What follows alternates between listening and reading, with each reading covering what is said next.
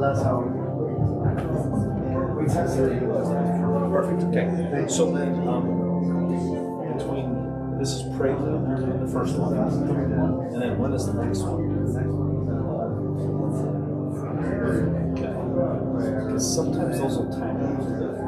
The pairing will kind of. I mean, Okay. You might just have to pair it. Yeah. Okay. Awesome. Okay. Thanks.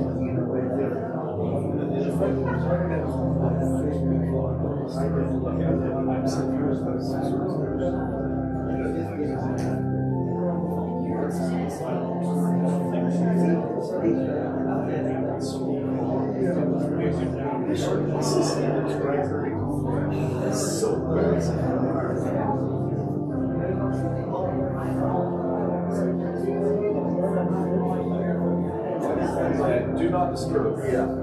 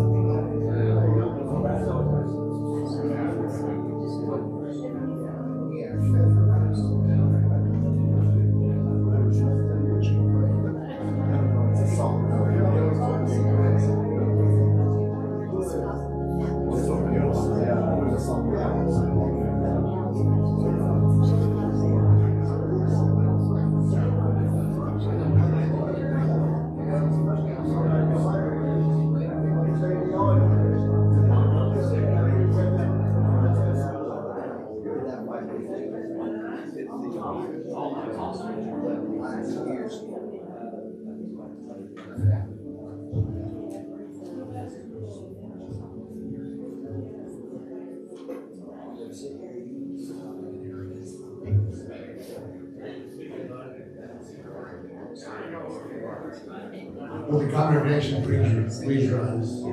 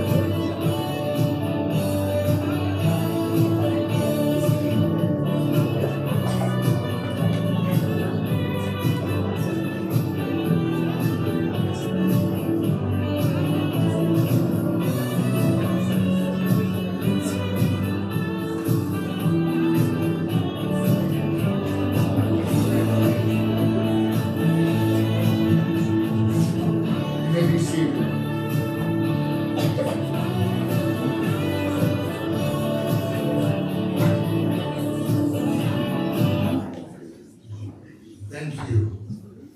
We welcome you to these services this day on behalf of the family. I'm Todd Jensen. I'm a nephew of Vaughn and Nickie's, and feel an honor to be asked to conduct these services.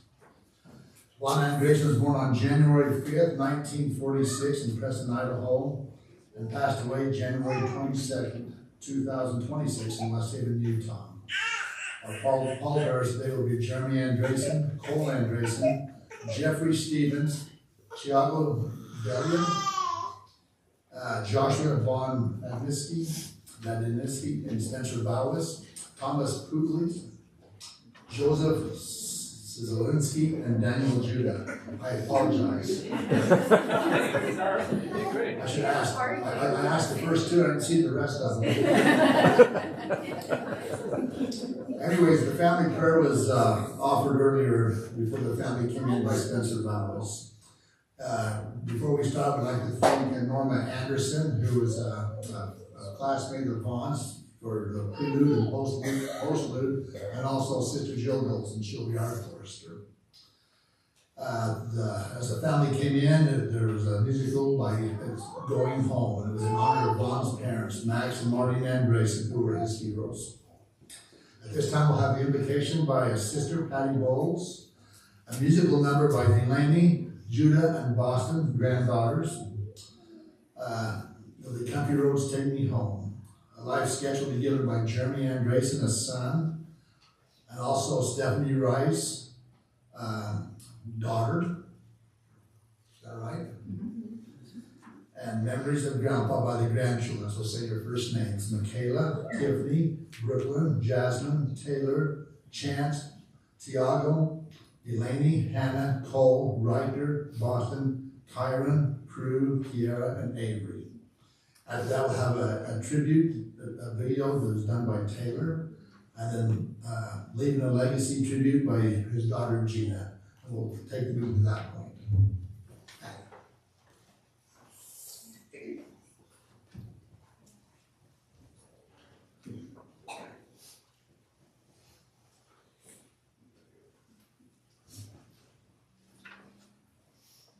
Father in heaven, as we gather today to honor Vaughn H. Andreasen, we are so grateful for our knowledge of eternal families.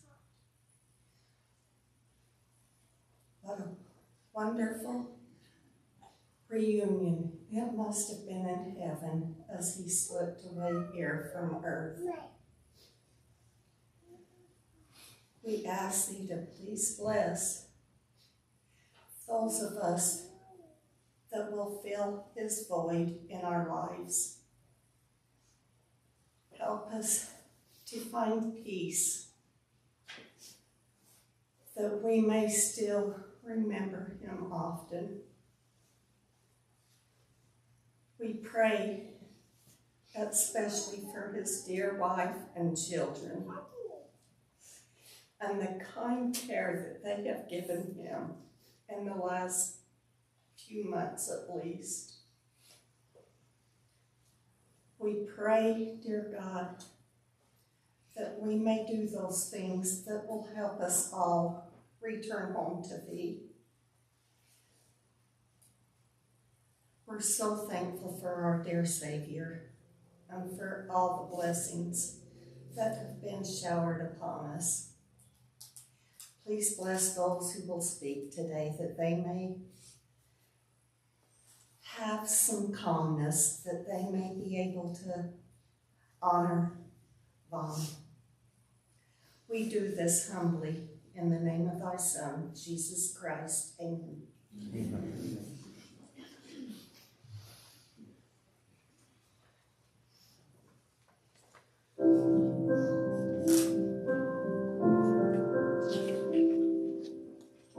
Almost heaven, West Virginia, the rich mountain, Shenandoah River. Life is old there, older than the trees, younger than the mountains, growing like a breeze. Country roads take me home to the place I belong. West Virginia, mountain mama, take me home. Country roads, all my memories gather round her. Miner's lady, stranger to the water, dark and dusty, painted on the sky, misty taste of moonshine, teardrop in my eye. Country roads take me home to the place I belong. West Virginia, mountain mama, take me home. Country roads, I hear her voice in the morning hour. She calls me. The radio reminds me of my home far away. Driving down the road, I get a feeling that I should have been home yesterday. Country roads take me home to the place I belong. West Virginia, mountain mama, take me home. Country roads take me home. Down country roads take me home. Down country roads.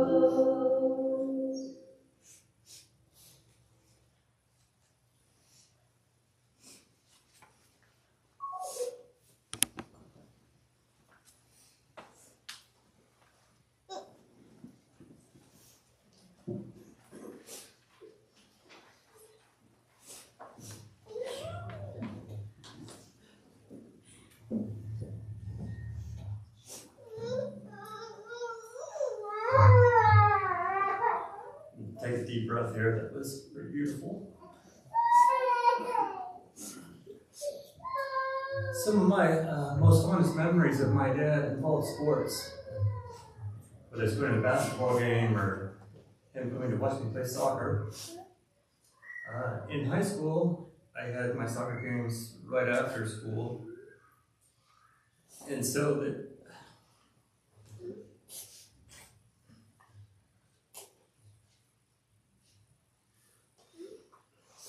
they were in the middle of the business day. But I knew somehow my dad was going to get there to watch me play. So as we were warming up on any given day, I would look around. And inevitably, he would be there. Quiet but cheering, relentless, always encouraging, watching the game, but always quiet and always there. He would then give me rides home, and we would talk about what happened in the game, and we would plan. We would prepare for the next game. My dad was a preparer. He was a planner.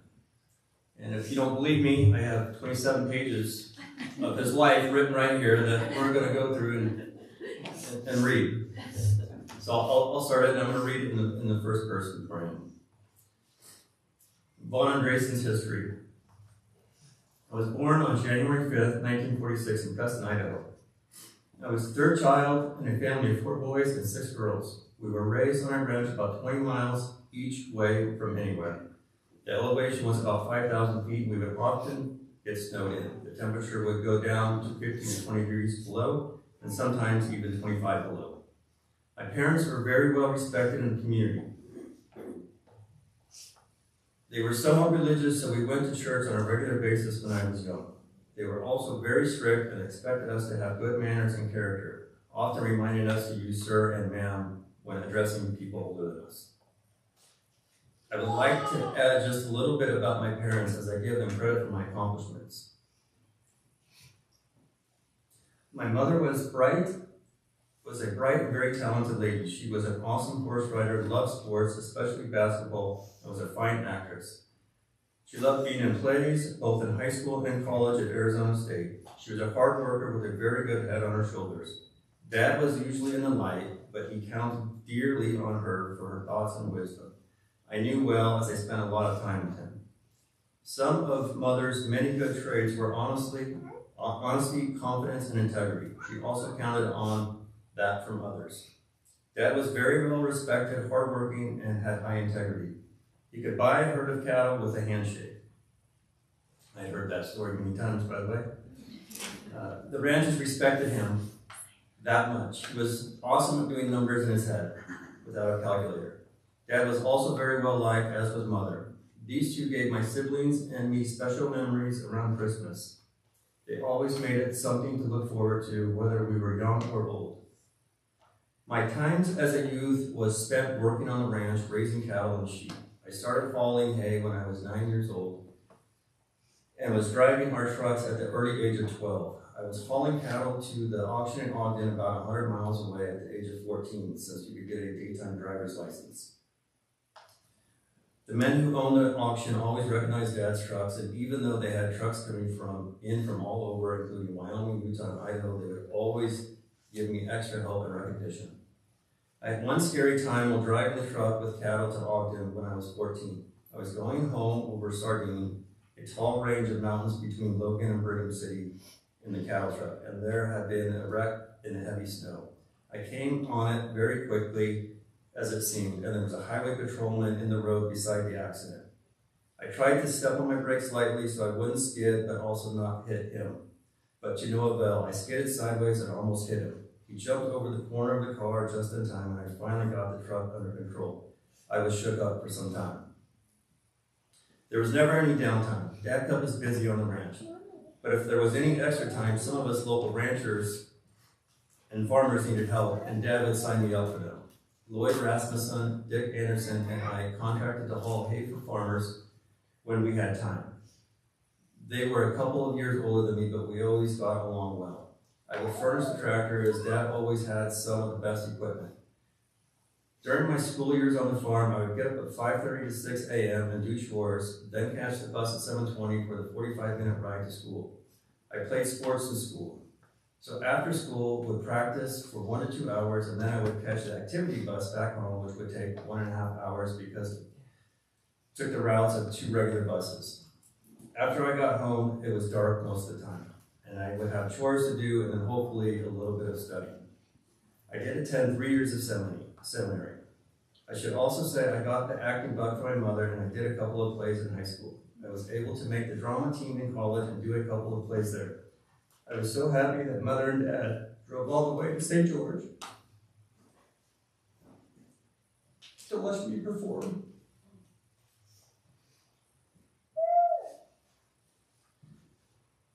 When I was a junior, the man who drove the bus for all of us all the years through school, Leland Parker, asked me to drive his brand new pickup truck to school in the morning and then back home at night so he'd have it at home for the daytime. Also, one day when he got sick while driving the bus, he asked me to take over. I was a little bit anxious as the roads were very narrow, there was a lot of snow, and the bus was fairly long. I'm not sure how old I was. When I was in the 7th and 8th grade, I sometimes helped with landing out the sheep in Preston, Idaho, which was about 20 miles away. I would stay with a hired hand in a small trailer for about a week at a time, 2 or 3 times a year. Quite often, the hired hands were parolees. The county sheriff talked Dad into hiring. This made for some interesting times. Because of all the hard work I did on the ranch, from dragging buckets of grain from the granary to the barn to chop for some of the cows when I was young, to hauling hay and sprinklers, I was not a guy to mess with in school, at least until I got arthritis at 16, and by then I didn't have much to worry about. There was one guy in grade school who could give me a run for my money. His name was Ray Welker. And he was quite an athlete, about twice my size, but he didn't want to get beaten either, so we generally got along, except when the PE teacher would have his box in PE. In high school, the Thatcher boys were the new guys, so I got challenged quite a bit as I was one of our leaders. I never started a fight, but I would never back down. I was thankful to them for all the hard work I did. I remember 3 guys in particular, Dale Young, who was known as a mean guy and hated school, along with a couple of his buddies. I'm picturing that movie Christmas Story right now. In our freshman year, he grabbed a hold of me in the showers after PE, and I put him on the floor so fast and quick that that's all it took. I remember him going around saying, "Don't mess with him," as he's a small baggage. But carries a big stick. 2 of the guys my age from Grace were wrestlers, Phil Young and Abe. I forgot his last name, who won the state wrestling championship in their weight class. I got along with Abe, but Phil was always trying to beat me up. He had a real ego and didn't want anyone to outdo him. I could take him outside of the lawn, but he finally took me inside on the wrestling mats. This time I didn't win. This was, however, about the end of it, as I had established myself as someone not to mess with. Later on, Phil and I became pretty good friends. From a young age, I ate and slept basketball and followed the college teams in the newspaper, but I was just a so-so player.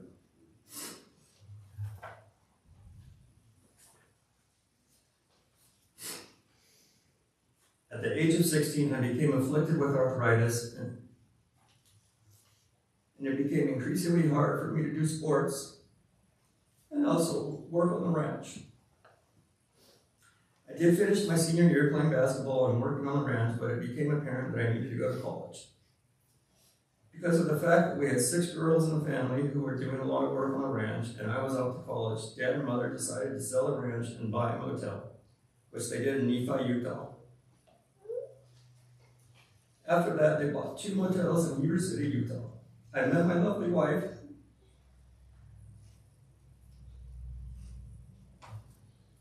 Nickie, in Utah. We were married in 1967 and moved to St. George so I could finish my 2 years at Dixie Junior College.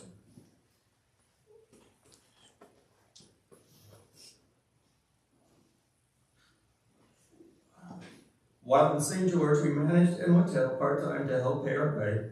We then moved to Logan, Utah, so I could finish my bachelor's degree at Utah State University, where I excelled in the business school, being on the dean's list each quarter. I loved business school. While going to college at Utah State, I drove semi-cattle trucks on the weekend while Nickie worked nights at a nursing home to help pay our way through school. We had our first child, a daughter named Stephanie, at this time. Nickie watched her during the daytime while I was at school, and I watched her in the evenings while Nickie went.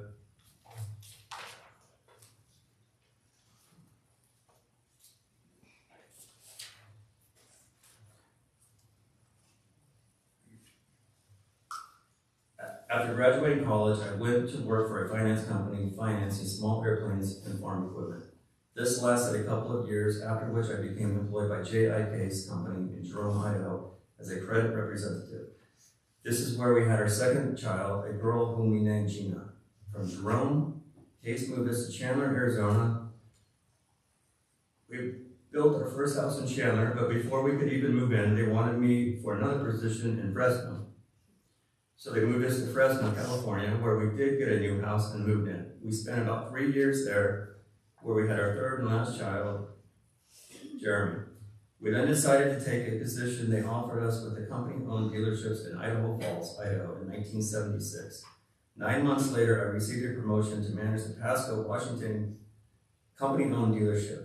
After 2 years of managing the Pasco dealership, I was promoted to a zone manager and became responsible for the 10 company-owned outlets in Washington and Idaho, with an office in Richland, Washington. This lasted 1 year, when in January 1980, they thought I should move to Minnesota and manage the 40 dealerships they had there. We really didn't want to leave Washington, but they finally convinced me that this would be a good promotion and I should take it. This was some of the toughest experiences I would receive. I still remember one experience during the move very well. I was flying back and forth from Minnesota to work while we were waiting for the kids to get out of school and the Olympics were on. I arrived at the airport in Minneapolis while the USA and Russia hockey teams were playing.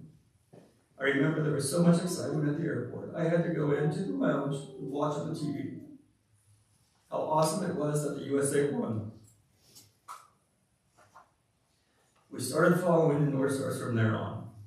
My promotion to Minnesota was in January of 1980 when the prime rate was about 21%. Our home interest rate was 15%, and Jimmy Carter put the great embargo on because the Russians invaded Afghanistan. All of this dramatically affected the sale of our farm equipment. Tractor sales in Iowa, Minnesota, and Dakotas, which was my area, went to half of what they were in 1979. This was the biggest area in the country for the farm equipment sales. It was also an interesting time as I was younger than all the other people I supervised. I was about 34 at the time. A number of private dealerships were going broke at this time, and consequently, Case asked me to open up some new company dealerships in those locations. We purchased land, facilities, and hired employees for 10 new locations in Iowa. I did this along with overseeing 40 additional dealerships, which I originally went there to manage. When I say we, I had 3 zone managers, a secretary working directly for me, and 40 other store managers. It was in Minnesota that Nickie went to college and got her RN degree at Normandale College. I remember us going to her graduation and how proud we all were of her. In January of 1983, Case had problems with some of the dealerships in Texas and California, and they asked us to move to California to manage the company's dealerships in the West and Southwest, so we moved to Orangeville, California, where I had an office in Citrus Heights. This only lasted a few months, and then I was asked to open a group office that handled sales, parts, service, and credit from Case to the private and company-owned outlets in the 7 western states. So my sister's gonna finish this life story, but I wanted to tell one more story before it got down.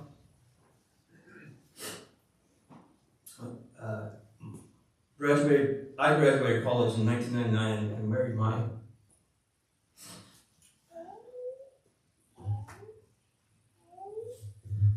wife 2 weeks later.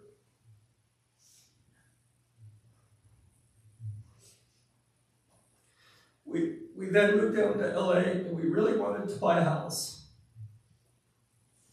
That was our goal. My dad had always preached that we should buy a house. That was a good investment.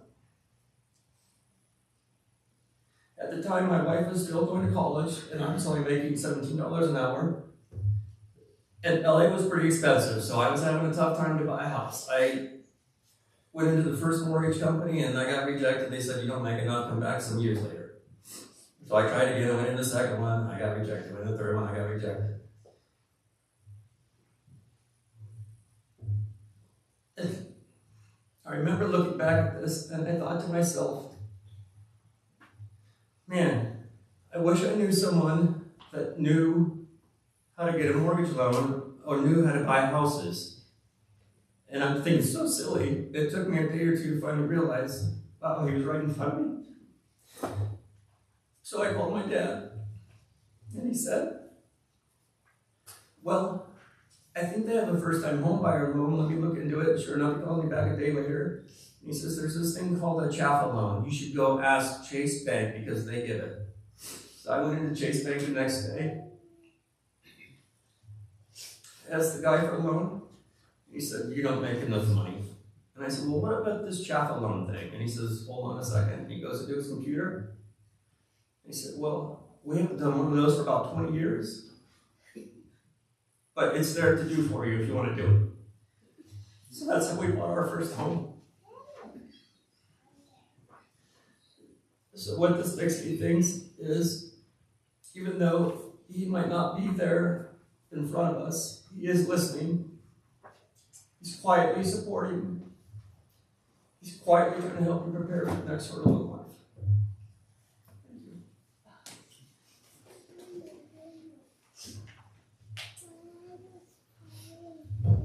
Okay, so continuing on from where he left off. In October of 1984, Case decided to consolidate the group offices and wanted us to move to Denver. This was more than enough of the continual moving for us. And I felt that if I could get back to managing a company-owned dealership, we could stay in one place. As Case had owned dealerships for some 40 years, and they had about 220 in North America. They offered to retire the manager early in Burley, Idaho, and would move us there, which was attractive to us since it was back home. We would have the dealership in Burley and American Falls. The farm equipment business was still going through some tough times, and sure enough, this didn't last long either, but just long enough for us to buy a home there. We didn't even get moved in before they bought International Harvester and wanted me to go to Racine, Wisconsin, which was the home office, north of Chicago, and help with the merger. Since there would eventually only be one dealership per town, and International had one of its largest dealerships in Burley, I decided to go back and help put together the merger of the two distribution systems. Case bought the home in Burley area from us, and we remained in Orangeville, California, while I helped with the merger. This also proved to be a very tough experience, as many of our dealerships were being put out of business as many of the dealers we were putting out of business had been in business for over 40 years. Some of them, their dads, their grandfathers had started these businesses. After spending 9+ months helping to design the system and deciding which dealers that we would keep, I led a team to some towns to buy and close out dealerships and selling the assets to the remaining dealer. We worked a lot of late nights. This experience was hard on everyone involved, but I did survive it. About the time we finished with the IH project, Case had an opening in Stockton, California, where they had fired the manager of that Case store. This was a 4-dealership location and would be one of the largest company-owned outlets that they would keep. We then moved to Stockton in June of 1985. The dealership was in bad shape as they had almost $2 million in used equipment, which was all overpriced. We shipped equipment all over the country, including Canada. It took me a couple years to get it organized and back in line. In 1988, they were having problems with the Sacramento dealership, and so they asked us to manage this also. Because of the size of the location, I felt it would be better to be located in Sacramento. So Case moved us to a home that we found in Rockland, California. This kept us in the general area where we had spent much of our time. In 1990, we added another store in Yuba City, California.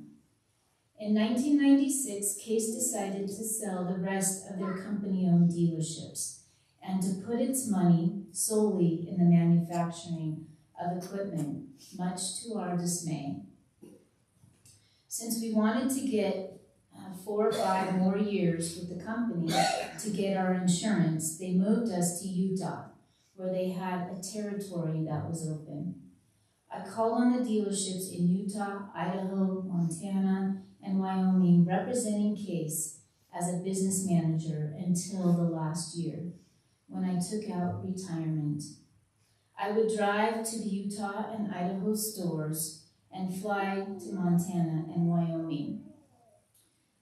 We enjoyed our families in Idaho and Utah, but we knew when we went there, we would return to California after retirement to be where our children reside. We lived in Rockland, so we purchased a home there in 2000. We lived in Rockland, Roseville area till 2023, and then moved to West Haven, Utah. My family was always my enjoyment and relief from stress away from work. We won many trips in the 28 years that we worked for Case, and they were all first class. We went to Australia, Russia, Finland, Denmark, England, Alaska, and the Caribbean twice, along with a Super Bowl game and other locations in the States. Since that time, we put in our backyard, spent time with our grandkids, and I joined Big Brothers, where I had an 8-year-old boy with whom I enjoyed doing things weekly. Sometimes in my early years, I spent time wishing for things to get better or for something to happen that I wanted. I finally decided we would continually be going through changes and that I needed to learn to enjoy the time at that moment because my life was passing very fast. A while ago, I saw a comment made by a former governor of Texas, which said, "Life is like a layered cake. You get to put one layer on top of the other, and whether you frost it or not, it's up to you." I went through the process of trying to put the frosting on the layers. We did put frosting on the cake, a lot of frosting, as we went on these numerous trips. We went on a second Alaskan cruise to Scotland and to Italy, France, England, Switzerland, and Hungary, along with the trips to Hawaii, Boston, New York, and Washington, D.C., and the East Coast, where much of the early days of the country were played out, along with the Civil War. Nickie and I both love history, especially U.S. history. The overseas trips were handled by the tour company, Globus, so we stayed in some of the finest places and received the best trips with information. We are also very fortunate to have extremely talented grandkids who we listen to sing and play the piano, and who we watch play numerous soccer and lacrosse games, gymnastics, volleyball, dances, and cheer, as well as other performances. They are all talented. I have had many challenging, interesting, and rewarding times in my life. I was able to accomplish being the top credit representative for the U.S., the top general manager of North America 2 years in a row, the top zone manager of North America, and the top region manager of North America. Along with that, something very important to me was a Big Brother of the Year for Sacramento region in 2005. With all these enjoyments and accomplishments, still my most enjoyable and proud time was marrying Nickie in the Sacramento temple in 2020 for time and all eternity. And I'm just going to add my own little, because probably not everybody knows the little story around this. obviously 2020 is when COVID was. They had their appointment for their sealing early November, just before Thanksgiving in 2020. And some may remember that they were closing temples during that time because of COVID. Well, they got a call early November that the Sacramento temple was going to be closed that Friday. And if they wanted, that they could come in on Thursday at 11 p.m. and do his endowments and get sealed at 1 a.m. in the morning. And that's what they did. So they were sealed at 1 a.m. in the morning in the Sacramento temple. Okay, I'll continue on with this. My family is my pride and joy and still my focal point. Not only have our children been something we are very proud of, but also their children have accomplished much so far. Most importantly, they are all respectable, have integrity, and will contribute much to our society. My mother and dad had and probably their parents passed down these traits to all of us, and hopefully our grandchildren will continue that tradition.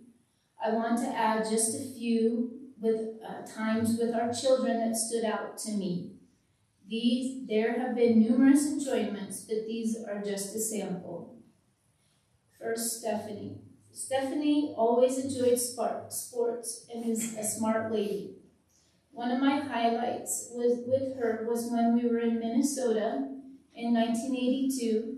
The case credit manager for the Midwest would get football tickets to the Minnesota Viking games. They were always sold out. One day when we were out to lunch, he said Minnesota was playing the Dallas Cowboys right after the first of the year. I told him Dallas was my oldest daughter Stephanie's favorite team. I offered to buy the tickets. I can't remember whether he gave them to me or I bought them, but I got them. I know they were worth a lot and hard to come by, as Dallas was a very good team at that time. Nickie and I gave her the tickets for Christmas of 1982. By January of 1983, I had been promoted back to the West Coast. My family stayed in Bloomington to finish the school year. I flew back to Minnesota in January to take her to the Minnesota Viking and Dallas football game at the new stadium downtown. It was an awesome time.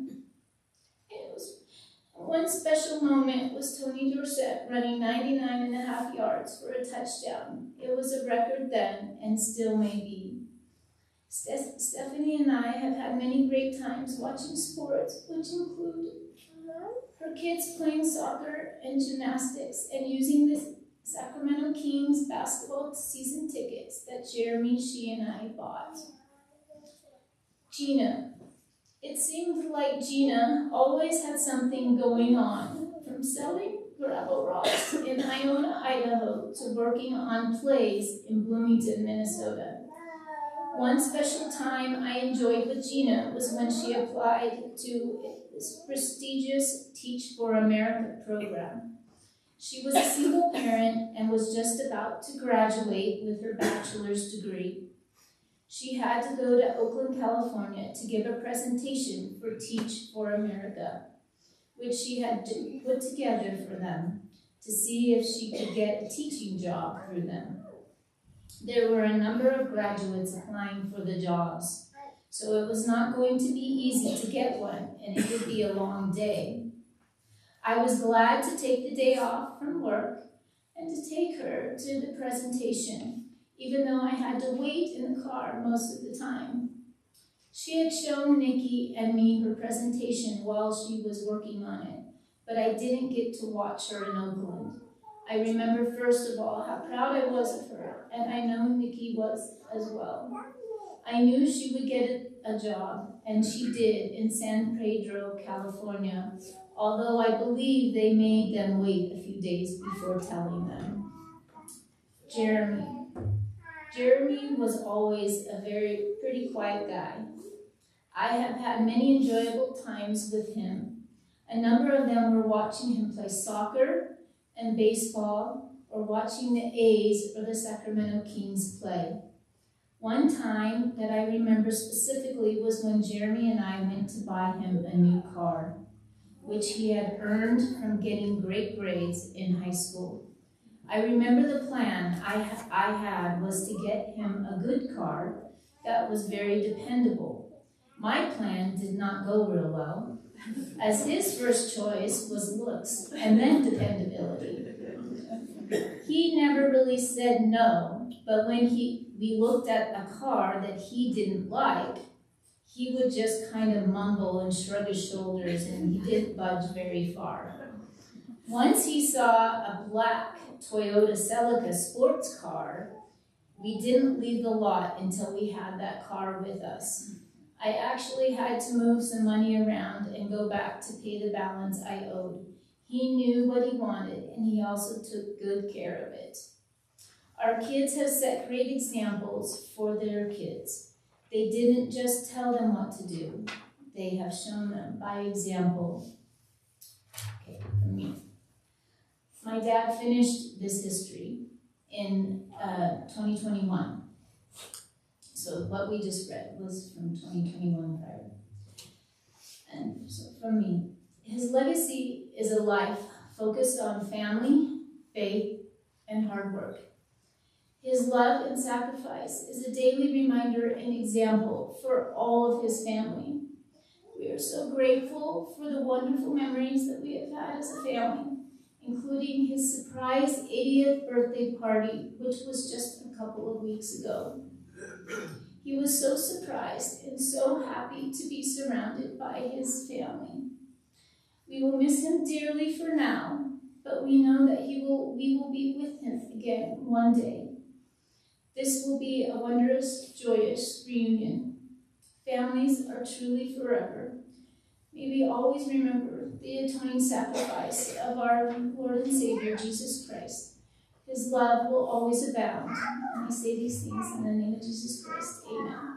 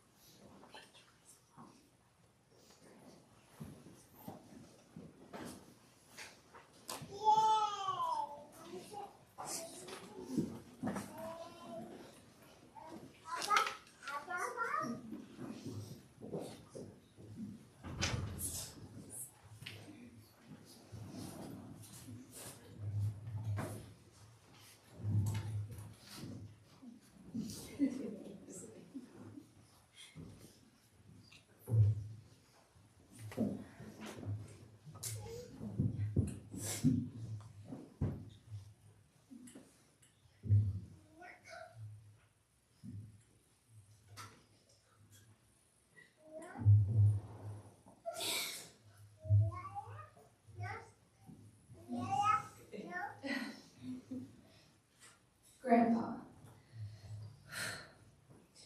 you were one of the best people I've ever known. You were hardworking, driven, and humble in everything you did. But more than anything, family was your whole world. You proved this over and over again through the way you always showed up for all of us. Some of my favorite memories growing up include being at yours and Grandma's house. I will never forget our cousin sleepovers on the living room floor, or when all 8 of us slept in your office on Christmas Eve night, excited for the next morning. You would take all of us grandkids miniature golfing or bowling or for ice cream when we would come visit. These were always some of my favorite adventures, and I still think about them today. I will also always treasure the time when you and Grandma flew all the way to Pennsylvania to visit me while I was in college. Looking back, that meant more to me than I can ever fully explain. I'll think of you every morning when I have my cup of coffee. For as long as I can remember, in the mornings you would always have your cup of coffee to read the newspaper. Of course, when I was little, I didn't drink it. But as I got older, I soon found a love for this ritual in the mornings, just like you. A moment of calm and warmth before the day begins. I love that we have this in common. What I'll miss most is simply having you there, because you always were. Even though we never lived close, you never missed a thing. Graduations, holidays, soccer games, college moments, weddings, and driving 6 hours to the hospital to meet your newest great-granddaughter the day she was born. You always made it. There are so many times over the years where I've been sitting down with my mom, learning about finances, retirement, looking at new cars, the list goes on. But every single time, without fail, Mom would say, "Let's call Grandpa to get his opinion." Grandpa, you gave the best advice, and I'm going to miss calling you for your help on so many things. You have taught us all so much. Thank you.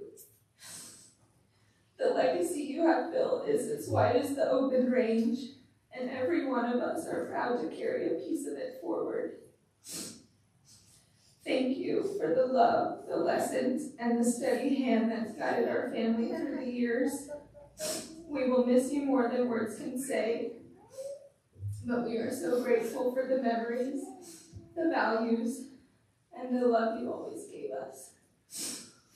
One last memory to share with all of my cousins is sugarless bubblegum. Without fail, we could always count on Grandpa to have a stick of sugarless bubblegum in his pocket to share with us. So in that spirit, I would like to give each one of you a stick in his honor. We love you.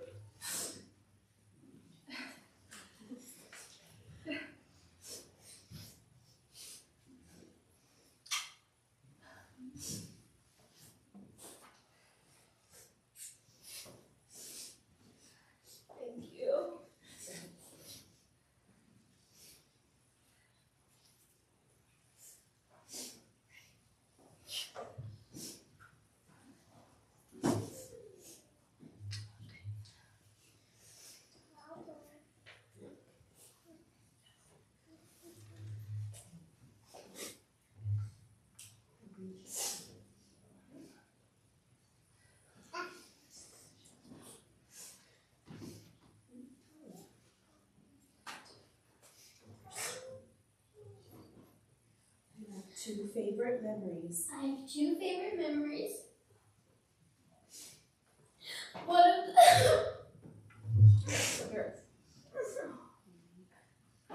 One was when he and Grandpa would call every birthday, or he and Grandma, I'm sorry, and sang to you. And the other favorite memory is when we surprised him when we went to Utah. I will always remember my final words to him. They were, "Thank you for singing happy birthday, and I love you, goodbye." She wrote this herself.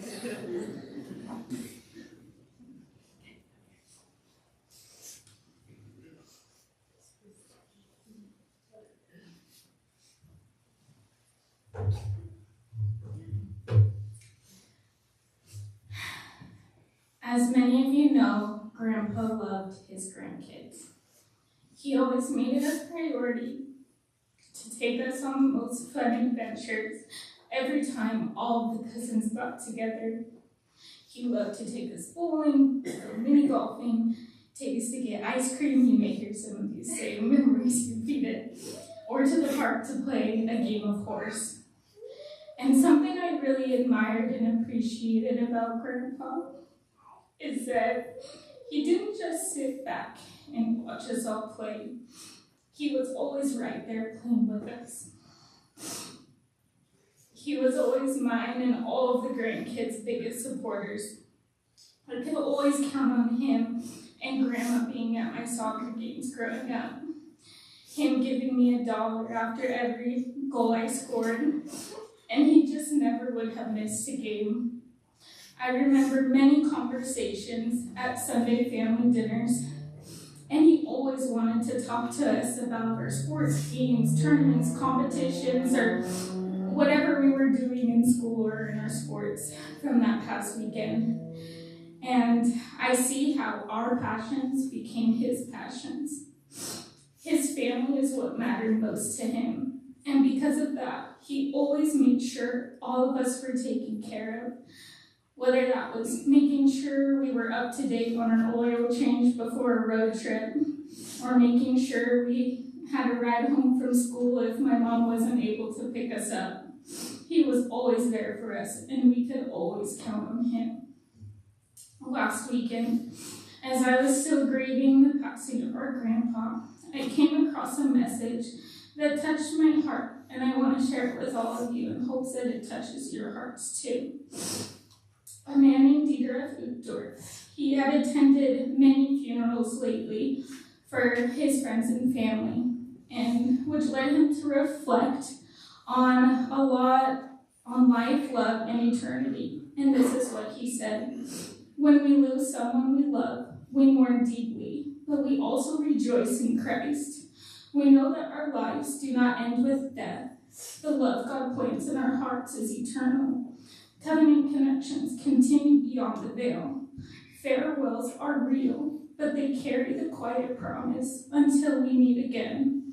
Jesus Christ will carry us through the valleys of grief. He heals broken hearts, and his infinite sacrifice assures holy reunions. Because of him, our grief can be temporary. Because of him, our joy can be eternal.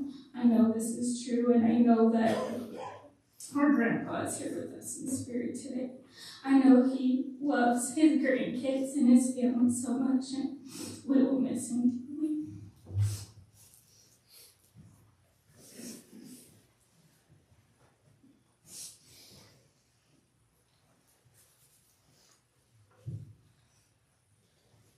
Today, we're here to honor my grandpa. A man who was raising like a second had to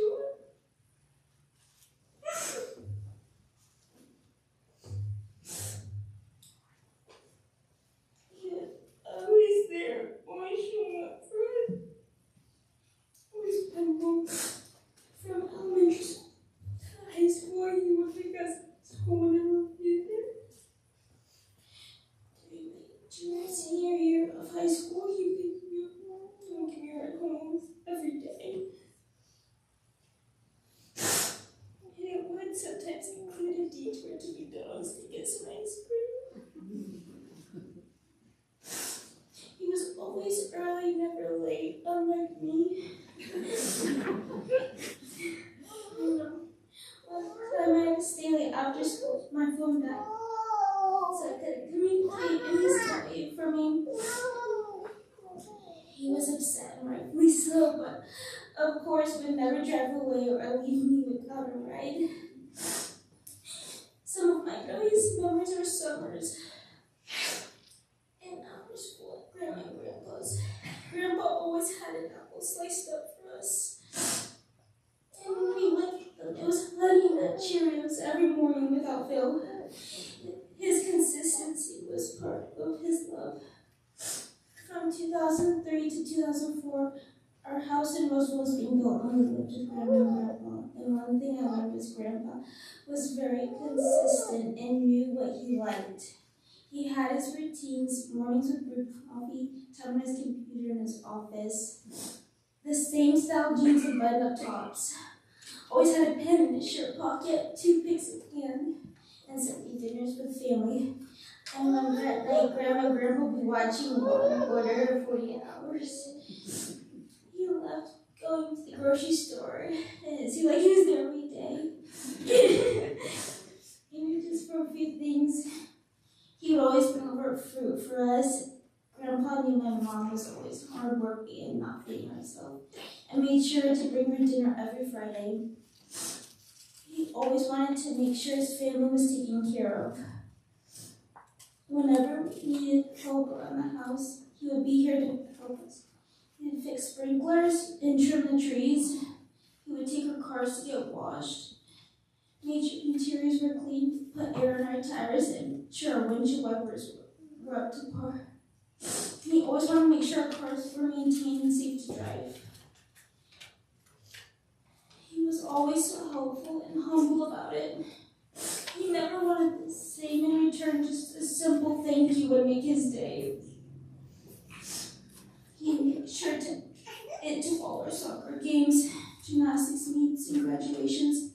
I remember when I graduated from college and came home to a huge banner in our front yard that he just made for me. I felt so special and it meant the world to me. He always made sure to show us when he was proud of us. Grandpa was consistent, dependable, funny, steady, and full of love. Not loud, not showy, but present in every moment of our lives. He showed love through routine, through checking in, through driving us, feeding us, helping us, laughing with us, and simply being there. He was our grandpa, our mentor, our helper, our storyteller, our quick-witted jokester. Thank you, Grandpa, for everything. We miss you deeply, we love you, and you'll always be with us.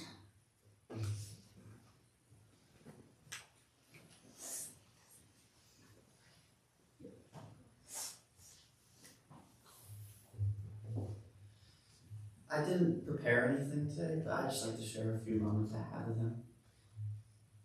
When I was younger in elementary school, middle school, I would go over to Grandma and Grandpa's house. There would always be the orange soda. And whenever I go to his room, I'd be in this surreal world. There'd be cowboy boots hung up, and the two drawings that my sister and I drew and gave to him, he had those hung up. Recently, when my dad had gotten me into investing money, him and I would talk about it all the time. He would tell me, hey, I have this fund that I want you to put money in.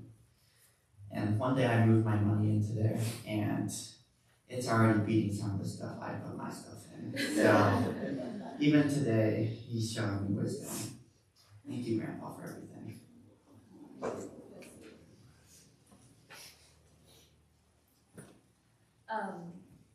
I wasn't sure if I was going to talk, but being here with everyone, it spurs up things that you don't remember until you see everyone. I remember I used to draw cards for my grandparents, and then it would be right before we go to the house, so I'd only have time to draw one card, and I'd write, to Grandma. And I bring it to Grandma, and I go, oh no, I forgot a card for Grandpa. And I go, Grandpa, I'm so sorry, I forgot your card. And he'd go, it's okay. The love you give Grandma comes to me. And I think that's just the kind of person he was. He was so selfless, and he was always putting his family first. And there was another thing. Every year we'd have our yearbook photo, and my mom would buy a mug with our face on it. Right, so I go over to my grandpa's house, and I've graduated high school, and there'd be a photo of me in middle school with braces on. And I'm looking really dorky, and Grandpa's drinking his coffee. And I'm like, Grandpa, that's so embarrassing. And he goes, no, I love it. And it just showed he was proud of us no matter what, and so supportive and loving. Even the small part of his routine of drinking coffee in the morning, he had us with us. And even though we weren't, I always lived by them growing up, and even though the last few years I wasn't by them, it seemed like I was still there every morning with my dorky photo. And Cole can attest to that too. He had a few photos on there too. And then I wanted to finish it off with something that is part of Comanche legend. When you love someone, a little piece of your heart is tied with their heart, and a little piece of theirs is tied with yours. And when they pass, a little piece of you passes with them. But what it also means is that a part of them lives on with you forever. And that's how I feel today, and I know the rest of my family feels that way, that a little part of him is always going to be with us until we pass, and a little piece of us will be passed on to our children and their children to go on. So, thank you.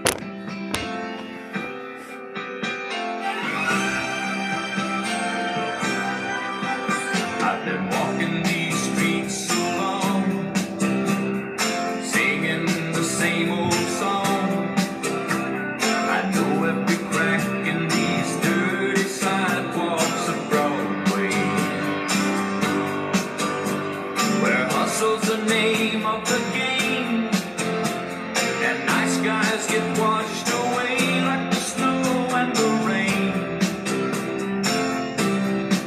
There's been a load of compromising on the road to my horizon, but I'm gonna be where the lights are shining on me, like a rhinestone cowboy, riding out on a horse in a star-spangled rodeo, like a rhinestone cowboy, getting cards and letters from people I don't even know, and offers coming over the phone.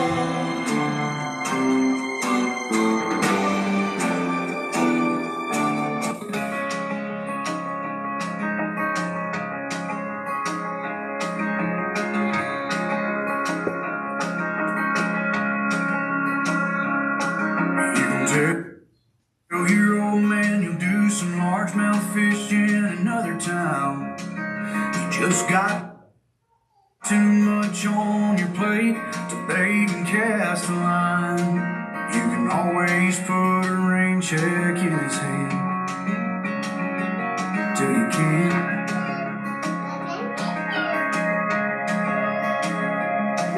You can keep putting on forever with that girl whose heart you hold,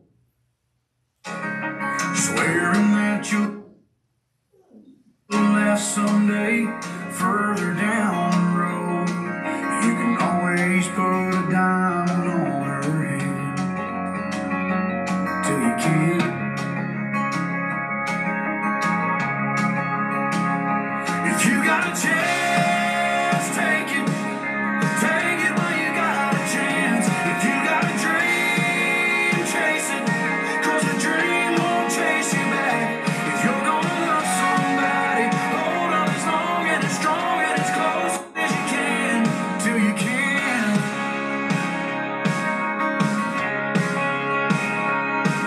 There's a box of greasy parts sitting in the trunk of that 65, still waiting on you and your granddad to bring it back to life. You can always get around to fixing up that Pontiac till you can't. If you got a chance, take it. Take it while you got a chance. If you got a dream, chase it, 'cause a dream won't chase you back. If you're gonna love somebody, hold on as long and as strong and as close as you can, till you can.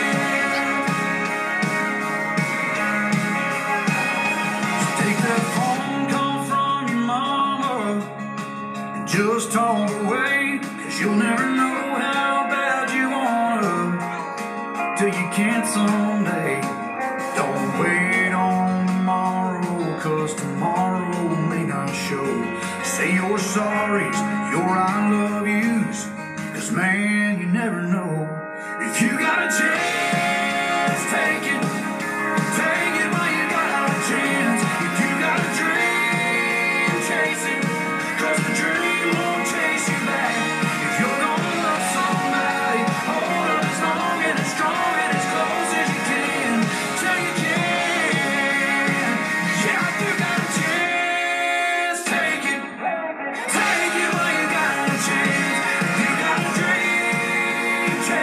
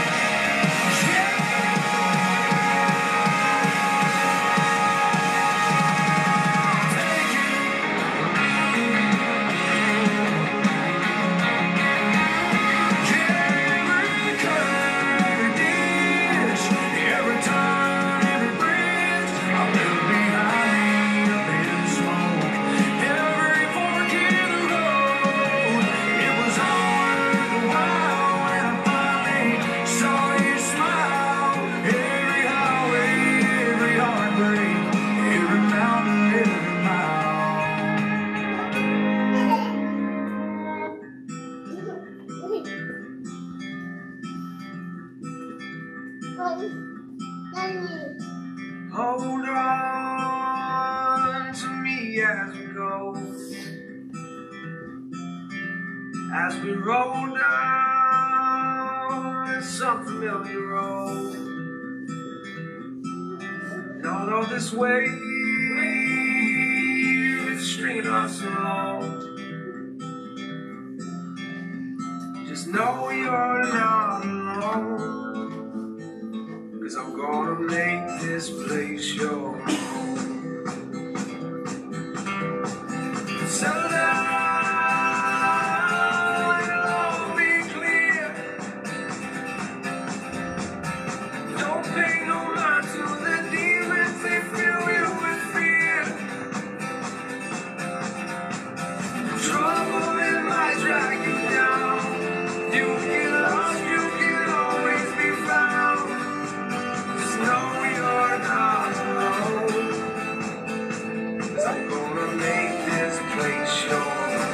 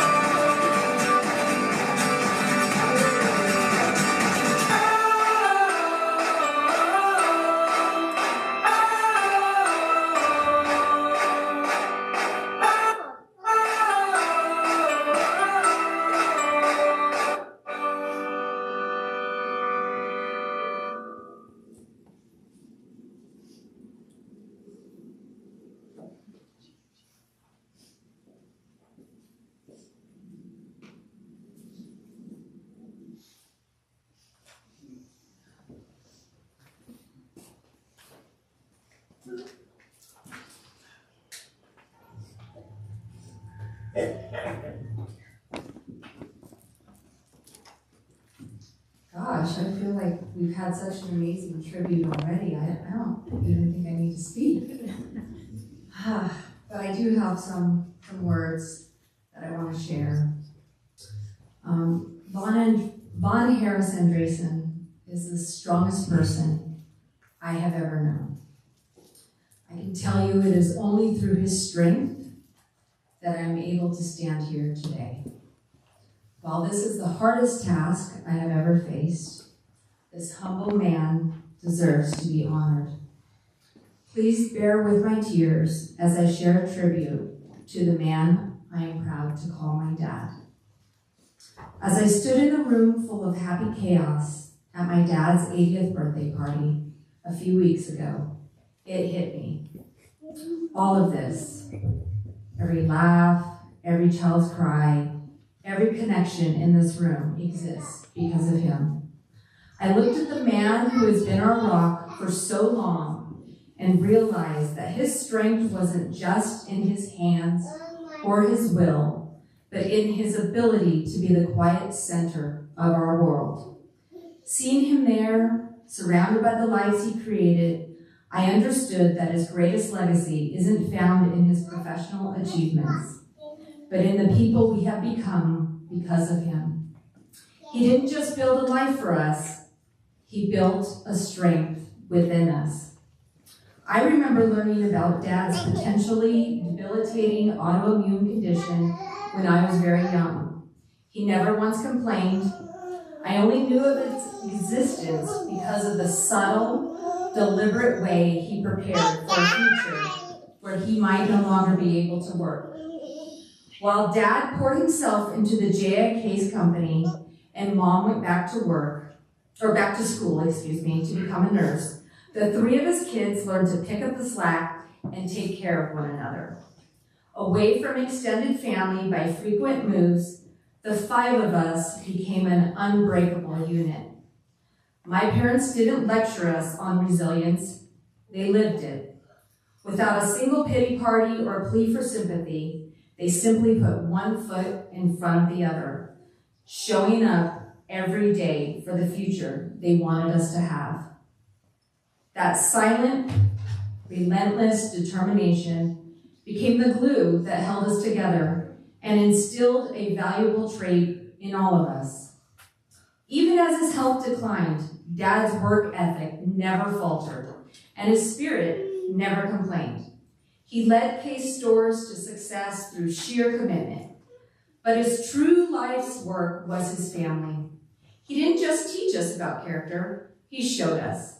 His greatest lesson was that while work gets you ahead, family and education are what keep you there.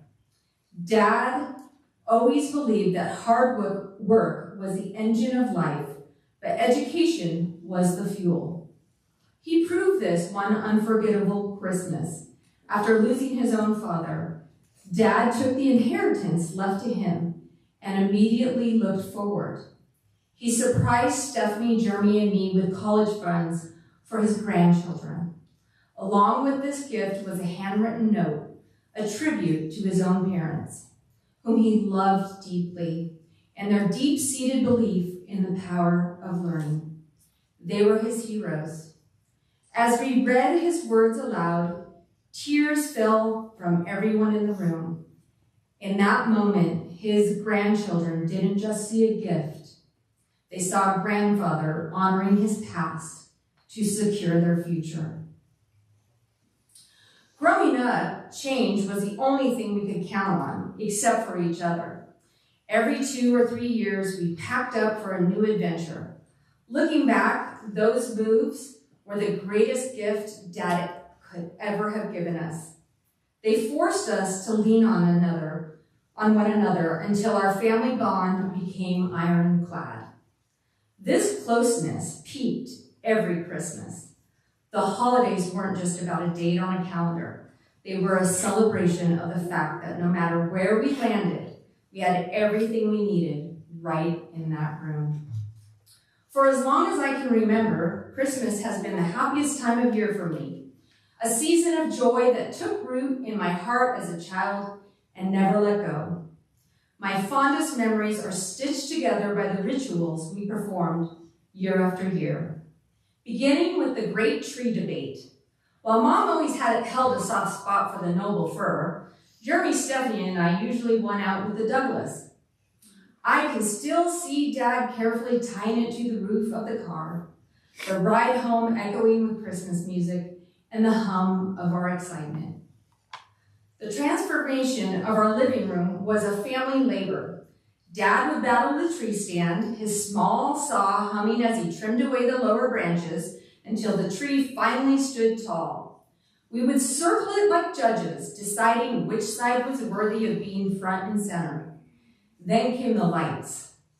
Mom's specialty. She worked with a meticulousness that felt agonizingly slow to a child waiting to hang their favorite ornaments. When it was finally time for the tinsel, Mom envisioned us placing each silver strand one by one. I would start with the best intentions, but by the end, my patience would give way to the joy of simply tossing handfuls of glitter onto the branches. As the days ticked by, the house transformed. The appearance of presents under the tree served as the first landmark that the big day was near. Nothing compared to the magic of receiving packages from my grandparents. Boxes filled with Grandma Mardene's caramels, and the warmth of Grandma Gay's handmade gifts. Even the television became a portal to the season. We would huddle together as a trio to watch Frosty, Rudolph, the Grinch, and Charlie Brown. Christmas Eve was always the most difficult test of my endurance. I was convinced that time actually froze during those daylight hours, but when dinner finally arrived, the festivities began. We would take turns opening a single gift. Sometimes we opened up an extra collective gift. One of the gifts we opened on Christmas Eve was a game called Pit. Grandpa Max and Grandma Mardene had sent it to us, and it became a favorite. To settle our nerves, Dad would pile us into the car for a tour of the local Christmas lights. That car ride was always filled with music and wonder. Back home, we prepared for the final stretch. We marked our territory on the couch with our open gift and our stockings. It was a landing strip for Santa's arrival. After leaving out milk and sugar cookies, we retreated to one room. Sleeping was impossible. I could count sheep or try to trick my brain into feeling tired, but the electricity of the coming morning was too strong. I would whisper to Jeremy and Stephanie until their breathing slowed into sleep, leaving me alone in the dark, vibrating with anticipation. The true start of Christmas Day wasn't the sun. It was the aroma of Folgers coffee. That scent was the official signal that Dad was awake and the living room was ready. By 5 a.m., I was already nudging my siblings, urging them toward the door. Only when the tree was glowing and the coffee was brewed were we finally called out. We went straight to our designated spots on the couch, diving into stockings filled with small treasures and candy. Our family had a rule. We savored the moment. We didn't tear through a paper in a frenzy. We opened gifts one by one, watching each other's faces and sharing in the delight of every surprise. This slow tradition prolonged the magic, turning a few hours into a lifetime of memories. Looking back, I realized how lucky I was. Whether it was the core five, sharing a special dinner, or the later years of marriages and grandchildren, our rituals remained concrete, with Mom eventually incorporating one more, matching family pajamas. To this day, we all get matching family pajamas and take our pictures for Mom and Dad. The effort of transporting gifts and the sacrifice of travel were always rewarded by that specific sound of Christmas morning giggles. I'm so grateful to Mom and Dad for building this world for us, a legacy of traditions that I hope will be whispered and shared for generations to come. Dad loved his children and grandchildren. He attended every event he could, sometimes traveling far just to see them. As his granddaughter Brooklyn beautifully put it, Grandpa has been present for every big moment of my life. From lacrosse and soccer fields to dance, plays, gymnastics, competitions, and graduations, he poured his strength and love into each of us. When Michaela was a little girl, Dad would pick her up every Thursday to take her back home with Mom and Dad for the weekend while I finished up my college work. This was a special time for Michaela. She was the only grandchild and was the complete center of my dad's world. Sometimes he would take her to his office so he could finish a little more work, and Michaela would quietly play with the small tractors on his desk. One of my favorite memories is the time when he came to pick up Michaela, and she was playing outside with a little neighbor girl. My dad sat down on the stairs out front, and her friend crawled right up into Dad's lap. Michaela was not happy and kept repeating, "He's my grandpa, not yours." As more grandchildren arrived, Dad spent many days picking Tiffany, Taylor, Hannah, and Cole up after school and sharing a drink or ice cream with them before taking them home. Dad owned season passes to the Kings NBA basketball team for several years while they lived in Sacramento. Jeremy, Stephanie, and grandkids took turns attending them with Dad. Knowing his great-grandson, Riker, was a huge basketball fan, he made sure to plan a time that he could attend a game during one of his visits. Although the Kings' play was often disappointing, the memories made were priceless. Jeremy and Stephanie lived within a couple miles of Mom and Dad. Whenever Steph or Jeremy needed help, he always showed up, whether it was picking up food for them or taking their cars to get an oil change. In fact, when Mindy unexpectedly went into labor with Cole, Dad was the one that took her to the hospital. Jeremy didn't make it in time for the birth, but Dad did. Dad was one heck of a businessman. Despite his ongoing health struggles, his hard work and commitment to his managerial position at J.I. Case brought him much success and significant revenue for the company. Case tractors became a symbol of my father. I am certain I was the only teenager in California to point out a tractor when passing by a Case working in the field. I continued pointing out Case tractors, and once my children were old enough to understand, they began pointing them out too. Look, Mom, there's Grandpa's tractor.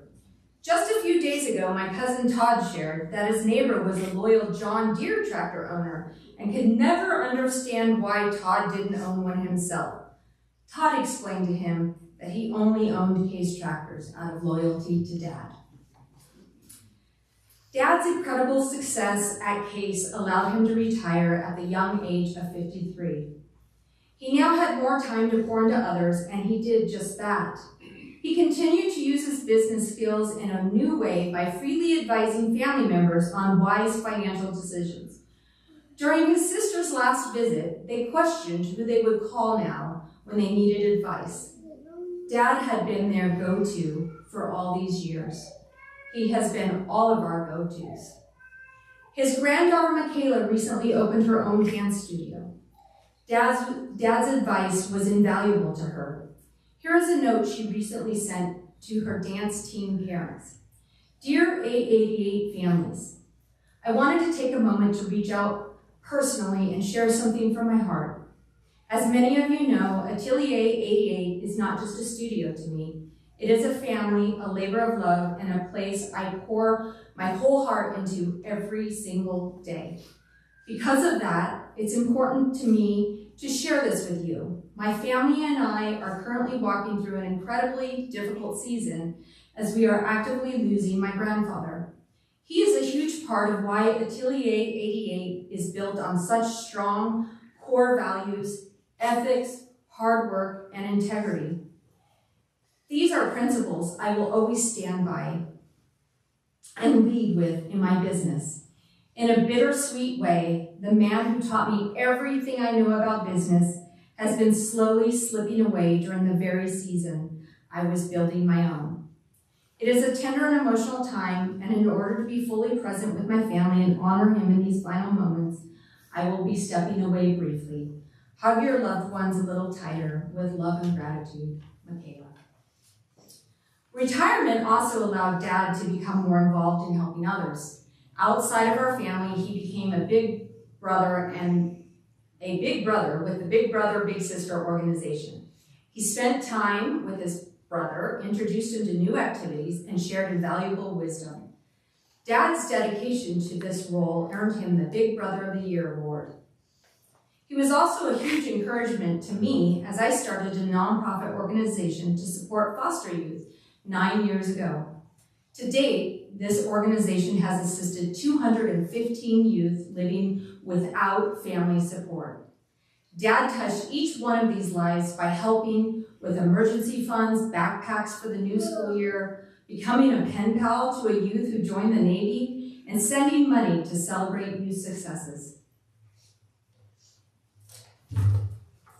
But Dad's most important role in life was being Mom's best friend. The two were married for 58 years and were inseparable.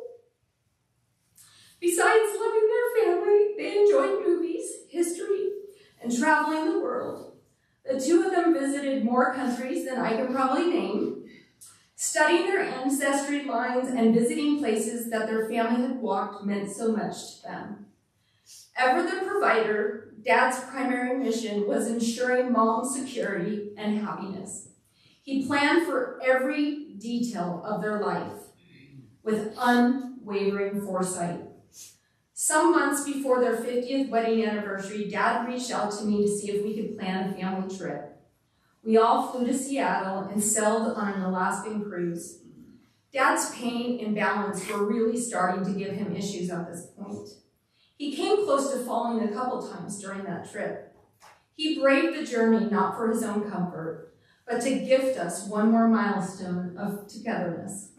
In these final years, their bond found its truest expression as Dad came to rely entirely on her. Mom met every challenge with meticulous care and gentle, unwavering devotion. Though words cannot fully capture the bond they shared, the memories they created serve as a lasting testament to a love that was and is truly extraordinary. Our hearts are heavy with an unmatched pain. Yet as time passes, I realize more clearly how much Dad endured and how fiercely he fought to stay by our side. Sometimes in the moment, it can be hard to see the depth of the circumstances. Determined not to miss his granddaughter Delaney's wedding just last June, he boarded a plane for Southern California. Though the journey was difficult, he never complained or let his struggles show. He simply refused to miss such a milestone. This past year has been defined by endless doctor's appointments, hospital stays, and severe pain, including 3 eye surgeries in just the last few weeks. Dad was a fighter, a relentless warrior who was keenly aware of his circumstances. "Make sure you take good care of your mom," he would say as I massaged his head and shoulders to help him fall asleep at night. And in true Dad fashion, he made sure every necessary document and plan was organized and waiting right on top of his desk. A final gift we didn't discover until he had passed.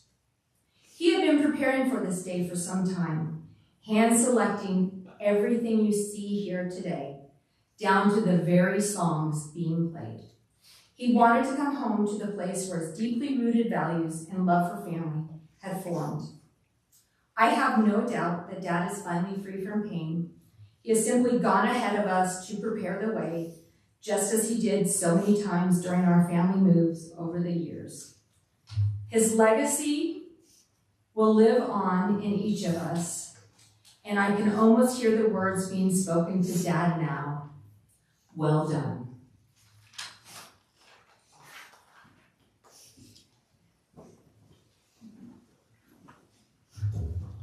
What a special tribute this has been here today. I just have 2 things to mention or to say. Is I talked to Vaughn on his birthday not too long ago, and it almost felt like I told Nickie and the girls the other day, it felt like he said goodbye, and I was a little saddened by that. There was 2 things I thought of that kind of wove through this today. One of them is family, and knowing that our Father in Heaven's plan, family is central to that plan. I'd like to read one paragraph from the Family Proclamation. "In the primordial realm, spirits, sons and daughters knew and worship. God is their eternal Father and accepted his plan by which his children could obtain a physical body and gain earthly experience to correct progress toward perfection and ultimately realize their divine destiny as heirs of eternal life. The divine plan of happiness enables family relationships to be perpetuated beyond the grave. And this is done by sacred ordinances and available in holy temples." The second thing, and I've always said this, I was proud that Vaughn was a businessman, and I think that time when Case and International merged was very hard on him.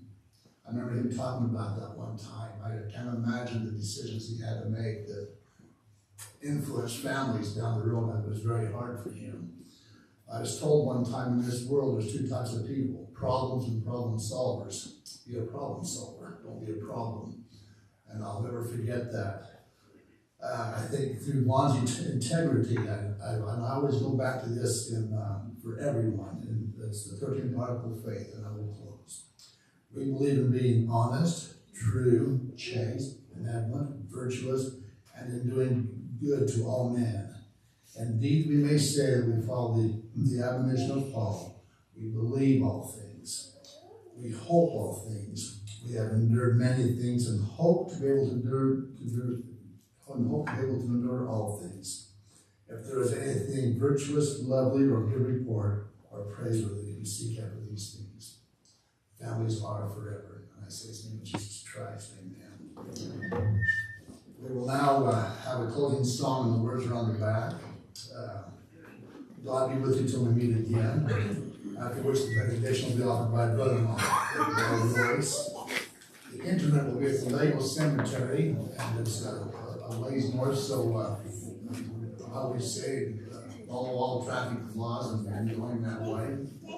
And the dedicatory prayer there will be offered by Alan Storied, brother-in-law.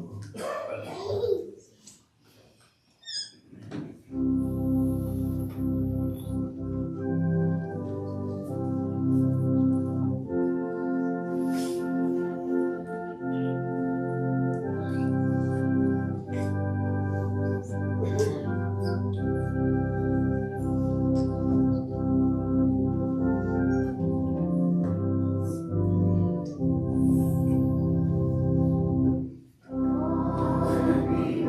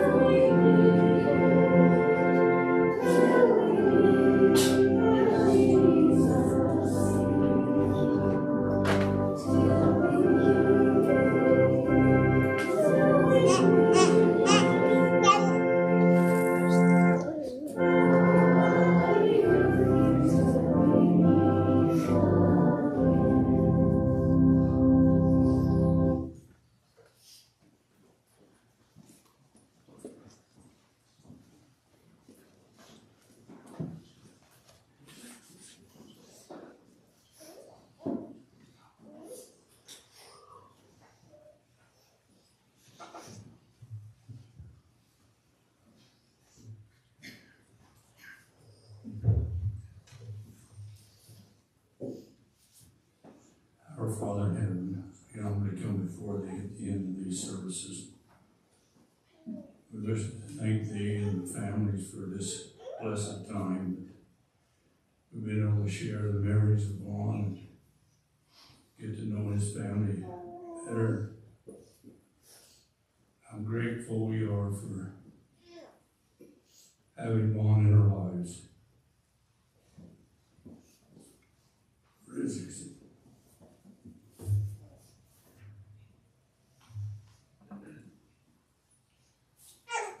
his example and his strength, his love and friendship.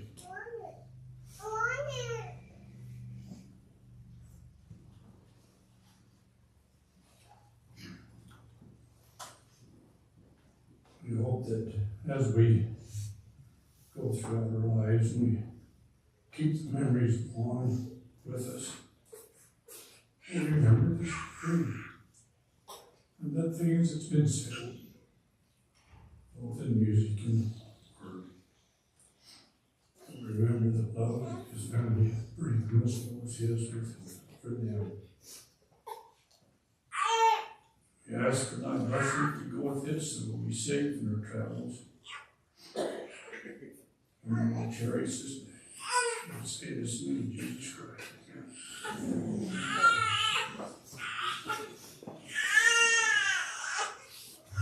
Will the congregation please stand?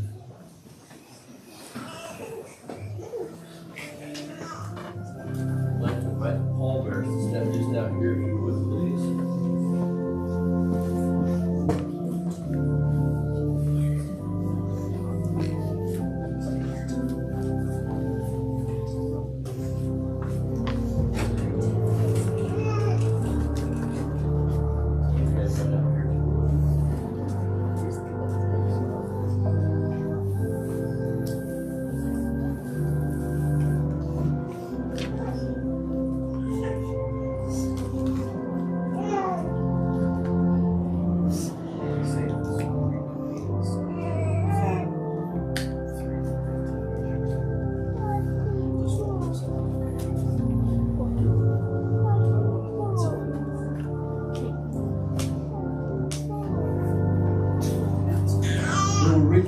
Cemetery, they said roughly 3:15.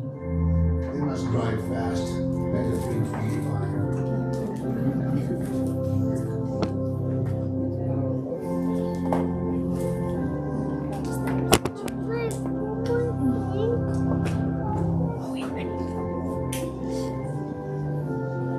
Thank you for your attendance this day.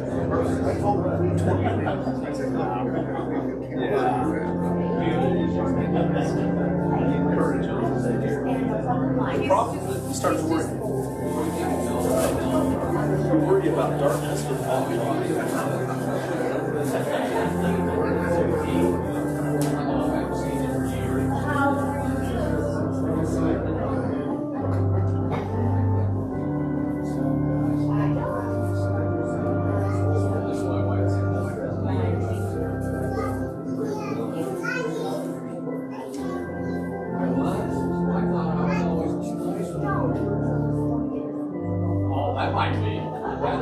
me, I just keep in trouble.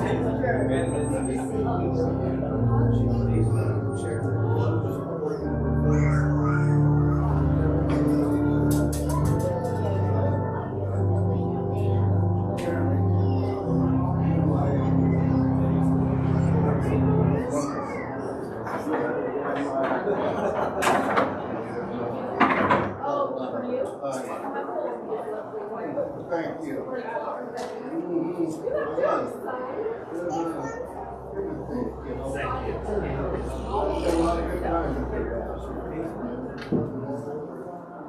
He just went a lot. Yes, he did. Yes, he did. Every time I turn around, I have to slow the things around.